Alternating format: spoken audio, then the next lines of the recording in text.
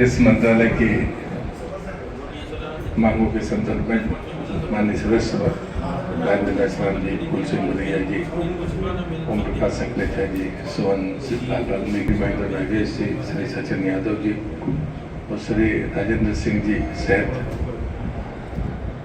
हम सदन के मैं सभी सदस्यों का हृदय से आभार व्यक्त करता हूँ कि इस चर्चा में आपने सकारात्मकता के साथ भाग लिया। लेकिन कुछ एक बात तो सच है कि आपको स्वीकार करना पड़ेगा कि बजट में जो बढ़ोतरी हुई है वो बहुत बड़ी बढ़ोतरी है। ग्रामीण विकास में अगर अकेले हम देखें तो 34%, अगर ग्रामीण विकास और पंचायत जोड़ते हैं तो 25% की बढ़ोतरी है। तो मुझे लगता है कि दूसरा, जिन बातों पर हम बातचीत करते हैं तो मैं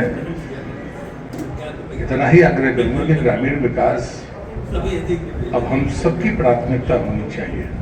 और प्राथमिकता सिर्फ इसलिए नहीं कि हम पीछे रह गए, आने वाले भविष्य में अगर हमने गांवों को स्वावलंबी नहीं बनाया तो इतनी बड़ी आबादी, वही संसाधन और जो भारतीय अर्थव्यवस्था की गति बढ़ रही है उसमें निश्चित रूप से गांव के लोगों की हिस्सेदारी उतनी ही सक्रियता के साथ होनी चाहिए। महिलाओं का जो आंकड़ा है वो 42.80% है।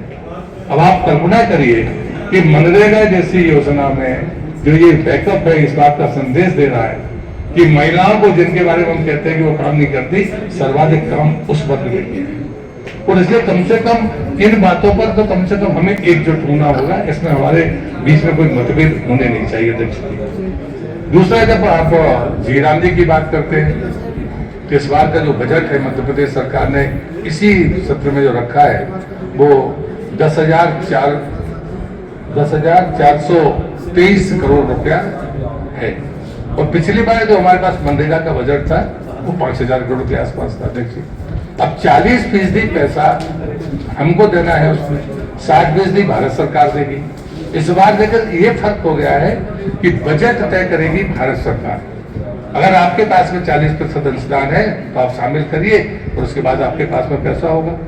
आज अगर से 8,000 करोड़ की शेयरिंग करते हैं और भारत सरकार अगर हमको 12,000 करोड़ रुपए देती है तो आप कल्पना करिए कि 20,000 करोड़ रुपया हमारे पास इस मद में होगा, जो आज हमारे पास मिला जुलाकर 6,000 करोड़ भी होता है। अगर हम स्टाम्प ड्यूटी को ही उसमें जोड़ दें तो भी हमारे पास में वो 6,500 करोड़ से ज्यादा अध्यक्ष नहीं होता। विस्तृत पंचायत एवं ग्रामीण विकास पर से आपने सदन में बताया तकनीक का सदैव लाभ मिलता है और जो विवाद होते हैं वो खत्म हो जाते हैं और जो लैप्स होते हैं वो भी खत्म हो जाते हैं। शिवपुरी उसका उदाहरण हमने जलगंगा अभियान में भी उपयोग किया है, वृक्षारोपण में भी उपयोग किया है, आगे भी रोड अलाइनमेंट में भी हम तकनीक का प्रयोग करेंगे।